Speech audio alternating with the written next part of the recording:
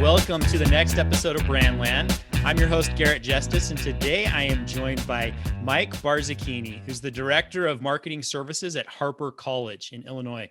Mike, how are you doing today? I'm doing great, Garrett. It's wonderful to be with you, and I'm happy to be on the podcast. I'm looking forward to talking about our topic. I am too. I appreciate you taking the time to join today. And you know how as we start these episodes, we always like to give a little context about, the guests that we have on the show for our listeners. So would you mind giving a brief background on your career so far and what Harper College does? Sure, thanks. Yeah, most of my career, I started out many moons ago as a community journalist. So most of my career has been around either journalism, public relations, marketing, storytelling, those kinds of things. For the past 20 years, I've had the distinct privilege to serve as Harper College's marketing services director. And so I manage a team of about 25 professionals, everything from the college's website and social media to our graphic design, our marketing specialists who are like project managers and writers, and our print shop and our mail center. Harper is a large, comprehensive community college. We serve about 30,000 students in a lot of different capacities each year in the northwest suburbs of Chicago. So one of the things I love about Harper, and I've also worked in healthcare throughout my career. I've done a couple of different stints at advertising agencies where I've worked with nonprofits. And what I like about being at a comprehensive community college is we really serve all aspects of the community, from preschool students to elementary, with a lot of outreach programs, to what you would think of as traditional age college students and adults, right on through like our lifelong learning program for folks who may have retired or are looking for learning later in their life. So it's as a marketer, it gives you a lot of opportunity to connect with various audiences and connect them with your institution in the best way that we can serve them. Yeah, that's awesome. And I think that part of that context and experience that you have working with the community, and I guess also as just a marketer helping other businesses there in your community on the side, I think that's probably what has spurred some of our topic today, right? Well, that too, and I don't want to do any spoilers, but we are going to talk a little bit about small business branding. I've grown up in a family of small business entrepreneurs. I mean, my grandfather, who I didn't know, passed when I was very young. Came over here from Italy and opened candy stores and other kinds of businesses. My parents were entrepreneurs. My brother. Now, currently, I'm married. My wife is a jewelry artist and a published author. My son started his own business, a YouTube and fishing business, when he was 12 years old, and that's his career today. And I've always kind of myself, even sometimes just for fun, consulted, ran workshops, had different side gigs. And I'm just, in awe of what small business people do, especially during times like we're going through now. But it's always challenging for small businesses. And so that's why this topic is really close to my heart.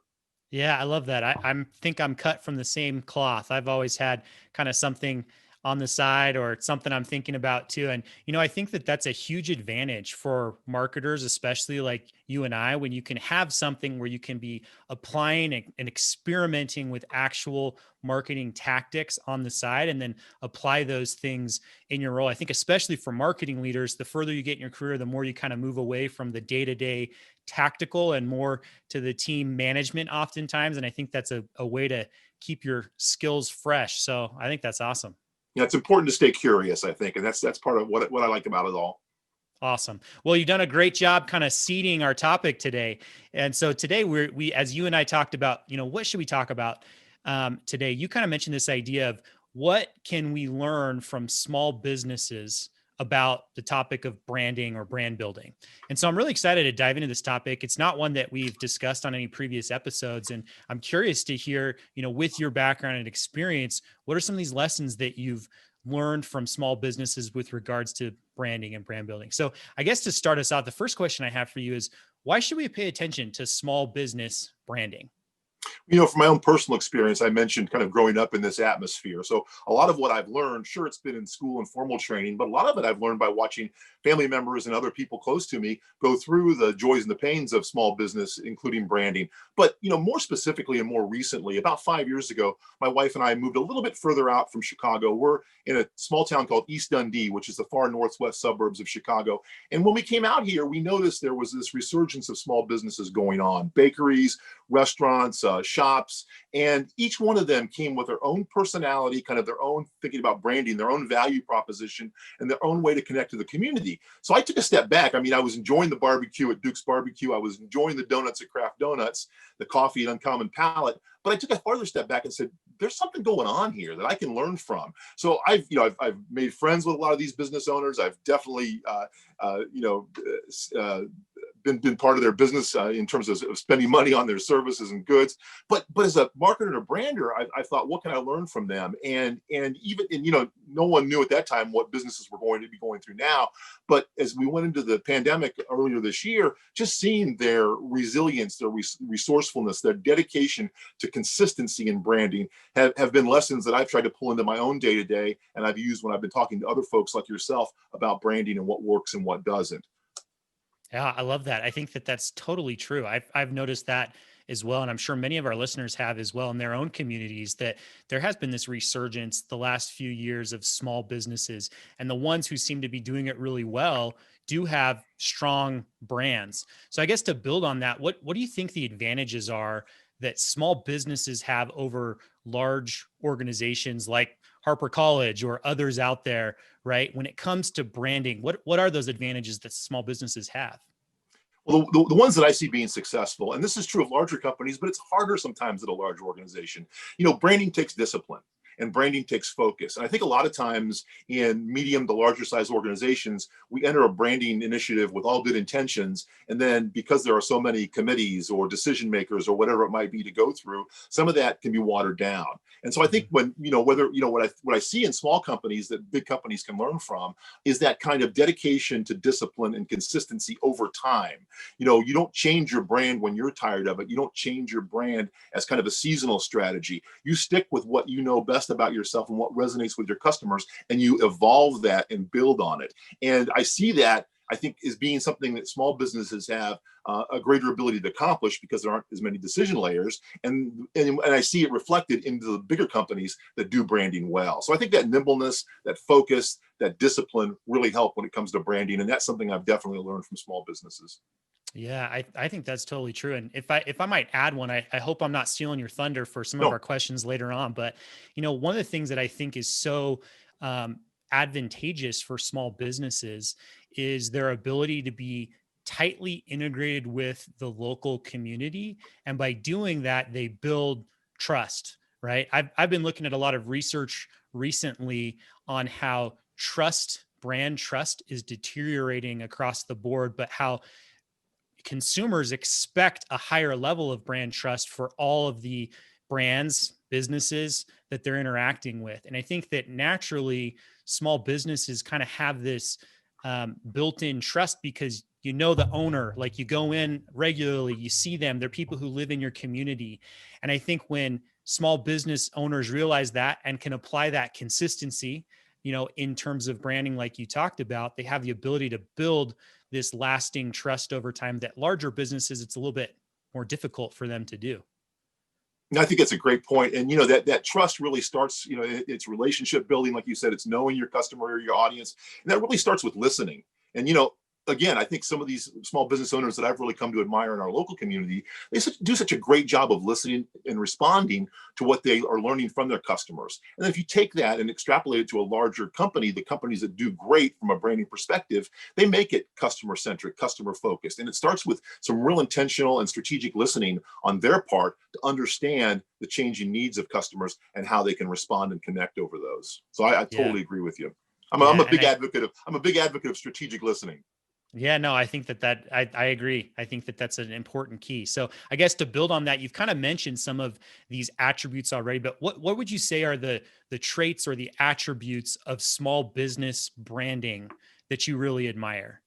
Yeah, I think number one is that consistency. I mean, consistency isn't flashy. It doesn't get us excited. It's not a new campaign, but it's so important when it comes, to kind of caretaking your brand, whether you're a small business on the corner of a small town or whether you're a large organization. And I think that consistency can sometimes get lost. And the best small businesses I see are just adamantly consistent about the way they brand themselves, from the tone of how you're greeted when you come in, from the signage in the shop, from the product offerings and how they introduce new products. What I really have admired thinking about consistency, and again, sometimes you might not think of this as consistency, you might think of it as messaging, but some of the small businesses that I mentioned or those that I follow, they use specific social media platforms, for example, that they know, they don't try to be everywhere and everything. And I do some small business workshops on social media, and you'll see, deer in the headlights when a small business person who hasn't been working in social media says, how can I do all this?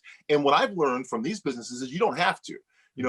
Kraft Donuts does a wonderful job on Instagram. Now they're on Facebook, but Instagram is where they connect and where they showcase their visual donuts, where they debut their menu. At a certain time of the week, the new menu or of the month anyway, the certain time the new menu is going to debut. You watch for that. They do a wonderful job thinking about listening to their community, of repurposing that content, that other people post because they're so excited to get one of these amazing donuts. Same thing with, and for the case of Duke's Barbecue, it's all experiential on Facebook. He connects over Facebook videos when the smoker's going, when, the meat's coming off the grill, whatever it might be. And he's done a tremendous job of just doing these, we would think of as kind of unrehearsed, kind of low tech, but very effective and personal videos to connect with his client. And people come to expect that. When the weekend comes, you're going to see Duke in your Facebook feed, and he's going to be telling you what's going on. I think, again, there's in a larger business, sometimes you have to be more places, but what is your focus on those specific social media channels? And what is your purpose in using those social media channels? And how are you going to use them? Not because you have to, but because the specific message on the specific channel is the best way to connect with your audience. And I think that's been something I've really learned from small businesses. I think that's such a great point. I think, at the end of the day, I think sometimes we, branding, brands, that can be such a buzzword that can mean so many things to so many people. At the end of the day, what I really think about brand is helping people understand who you are, right? As an organization, what do you stand for? What do you believe in? Who are you? And I think that, what I'm hearing you say, what I'm pulling out of that is small businesses naturally have an advantage over large businesses because it's easy for them to represent who they are as the owner, because it's not as many layers and people and everything else. It's easy for them to be consistent about who they are. And the ones that do it best are exactly that. They're consistent. It's not impossible, but it gets harder as your organization grows, because you have to maintain that consistency and let people know who you are as an organization across hundreds or even thousands of people, And I would totally agree with all that. And I think there's another couple of steps that small businesses do well and larger businesses can do. So it's that explaining who they are. And then it's that invitation to connect, because I have something from my business's standpoint that connects with you, that can help you solve a problem, that can deliver a great product or service, or whatever else that might be. I think sometimes in larger companies, we overcomplicate. You mentioned the brandings, can be jargon. It can be, we overcomplicate it. The science of branding. Well, there is a science to it. There's an art to it. But, I think that there's a lot of heart that needs to be to it too. And I think that small businesses get that whole heart connection. So they explain who they are. They connect with, what's best about them, with what their audience needs, and they invite. I've seen so many messages come from, well-intentioned campaigns that I'm sure cost a lot of money from larger businesses, where I look at them, I read them, and I ask myself, what is it you want me to do now? And you never have to ask that question with a good small business that brands well. They tell you what they want you to do now. They create that experience or that invitation to bring you into that next step of the relationship. And I think sometimes the bigger the organization, we forget about that. Yeah, that's great. So I guess to sum up what I'm hearing you say is consistency in who you are, right? These are some attributes that small businesses do great. Consistency in who you are, connecting with their audience, and then invitations to that audience to do something. Is there anything you'd add or change about that? No, I think it's all wrapped around building that relationship, building that ongoing relationship, which we all want to do with our customers. Yeah, that's great. So we've talked about some of these attributes now, things we can learn from small businesses.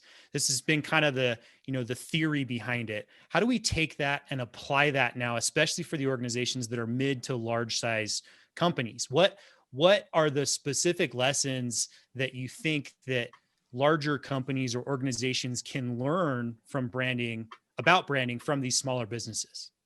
Sure. I think there's a couple of things. And one of these is going to show my bias, because I'm a big believer, no matter how sophisticated we get with technology, no matter how many challenges we face, I really believe in the power of story when it comes to branding and connecting whatever business you're part of with with your customer or with the people that you're trying to reach. So, I think small business owners that are doing branding well are great storytellers. And again, often it's that proprietor story, it's that neighborhood story, whatever that might be. And I think we're doing a lot of storytelling at the institutional level, but again, we kind of forget that connection of, I'm telling a story that needs to resonate with the people I'm trying to connect with. So even if I'm doing a profile of Garrett, who's like my top customer, somewhere in there, I need to either have Garrett's voice or my voice amplifying Garrett to say, and here's how we can serve you like we serve Garrett, or here's a way to invite you into that same experience, no matter how subtle that might be. So I really think that I think there's some just great masterful storytelling going on in small businesses, and I think we can learn from that, and done in a variety of ways. I think the other thing too is that experiences. I think small businesses do a wonderful job of creating experiences that, again, invite and again, a lot of these experiences now are virtual, but they invite that audience, that customer in, connect with them, and get them to expect that they're going to get this kind of experience or treatment or whatever it might be from the small business in the future. And I know there's a lot written about it. It's another one of those buzz phrases, experiential marketing, but I really think it's, what are those high value experiences that my business, no matter its size, can deliver, that are relevant to my customer, that are easy to access, and that are going to further that relationship. Small businesses that are doing it well, I think, are really pioneering in this way, and I think we can learn a lot from them. And then the last thing is, all small businesses, they don't have the the luxury of wasting time or money or anything else on marketing that's not going to work, or trying to reinvent themselves on the fly. So they leverage and amplify what they do best. That becomes the core of what they communicate, what they do best that is relevant to the people that they're trying to reach. They don't tell everything about themselves. And I still think at larger organizations, we try to tell you everything, even on the first date. Let me tell you everything about Garrett, we just met. Let me tell you everything about myself. And that's because we have sometimes larger budgets, larger marketing operations, where it's just, again, through that strategic listening, what is it that my neighborhood, my community, my customer base needs? How do I leverage what I do best to connect with them? I don't need to tell them everything. I'm going to amplify what I do best that meets their needs and connects us and starts to build that ongoing relationship that's going to be mutually beneficial. So I think it's have your story, share your story in strategic ways. I think it's creating experiences that connect with your audience, and I think it's amplifying what you do best. Yeah, excellent tips. I have some thoughts and some questions on some of those I want to dive into a little bit more. Sure. The initial thought that I have on that last one is, it almost seems like the what many small business owners would consider their disadvantage with not having as much bandwidth to be able to do as much as they would like, almost ends up becoming their advantage when it comes to marketing. So often at larger size organizations, we're trying to focus and prioritize what the most important things are. You talked about amplifying what you do best.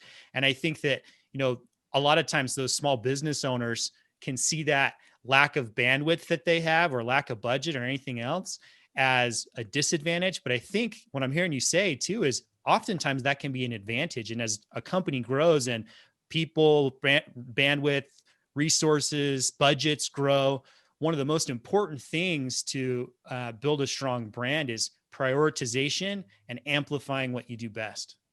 Absolutely. It forces you to focus. Getting back to one of the earlier points, it forces you to be disciplined.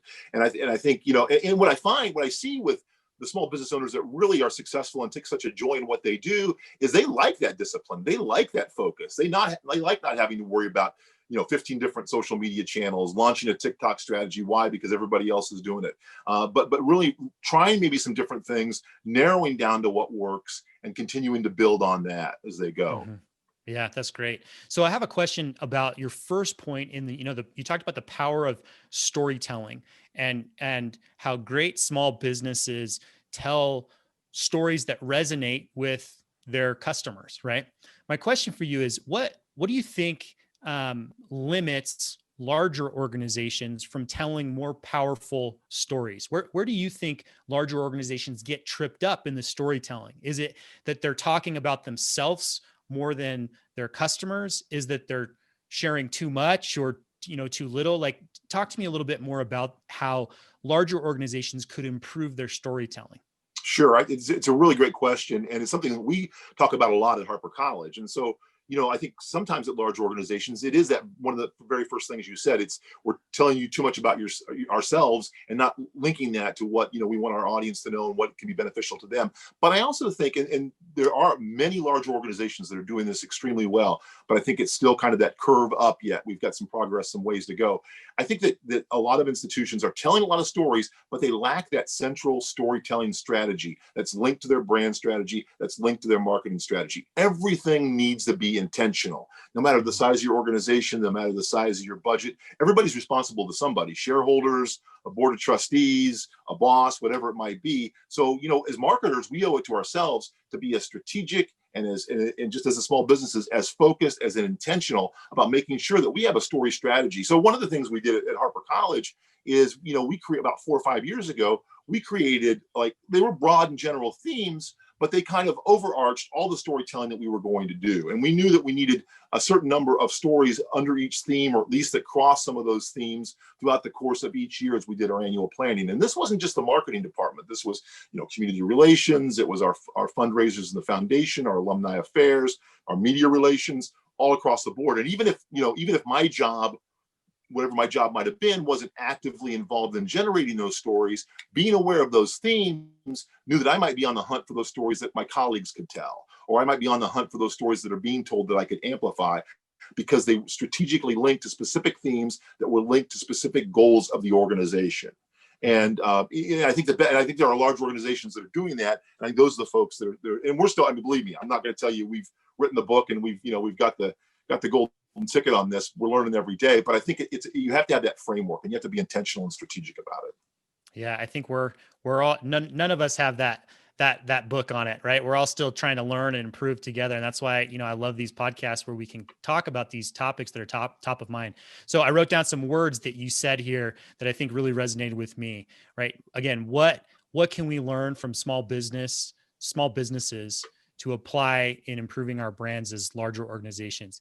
You talked about be strategic, be focused, be intentional, and then tying back to what we talked about earlier, then be consistent. So once we're strategic, focused, and intentional, and we have that strategy and plan that's guiding, now let's focus on being consistent and make that consistent across the right channels, the right time, the right places, to the right consumers. So Absolutely. Anything else you'd add to that? No, I think that's hey, I could have said it better myself. Awesome. Absolutely. Sounds good. Mike, as we have, I think this has been a great topic today, and we always try to make these episodes as tangible as possible for our listeners. So if you were to talk to one of our listeners who had listened to this episode, based on what we talked today, what would you recommend someone now go and do based on the principles that we talked today, if they wanted to apply some of these? Well, I would urge you to do what I started doing maybe 5 or 6 years ago more intentionally, and what I'm still trying to do today. You have your favorite coffee shop, your favorite pizza place, your favorite place where you go to shop, and support small businesses. And we're getting ready to come up on what Small Business Saturday, I think. Although I use a hashtag a lot of times on Twitter, Small Business Every Day, because I'm so invested in trying to make sure these businesses succeed. So as you start to use your favorite small businesses and frequent them, and if you're in a situation right now where you can't visit them in person, whether you're doing that remotely, and look at how they. I guess what I want to say is take a step back and look at them not just as a customer, but look at them as a marketer and a brander. Find out what is it they do. If you can, get to know the proprietor a little bit. Find out how she or he approaches their market and their branding. I think we can learn so much by, again, just paying attention to the businesses that we admire, the small businesses we admire, and watching what they do every day. So put that marketer's hat on, put that brander's hat on the next time you go to your favorite corner bookstore or coffee shop, or the next time you're adding them to your Instagram feed, which my Instagram feed is filled with small businesses, many of which I'll never visit because they're in Spokane, Washington, or Paris, France, but I admire what it is that they do, and I'm learning from them just as I am from the ones right down the street from me. I think those are excellent, excellent tips. So, Mike, this has been such a great chat today. I really appreciate you taking the time to jump on here and share some of your thoughts about this. And I think that there's something that all of us can go and apply from this today. So, thank you so much.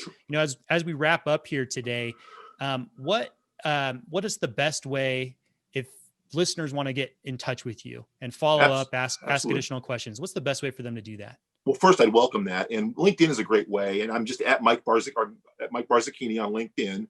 And that's MikeBarzacchini. And also on Twitter at Mike Barzacchini. So I look forward to connecting with your listeners, and hopefully we can keep this conversation going. It's an important one, and it's an ever evolving one. Awesome. Well, Mike, again, thank you so much for taking the time today, and hope you have a great rest of the day. Thanks, Garrett. I really appreciate the opportunity. Best to you and all your listeners. Thank you. Talk later.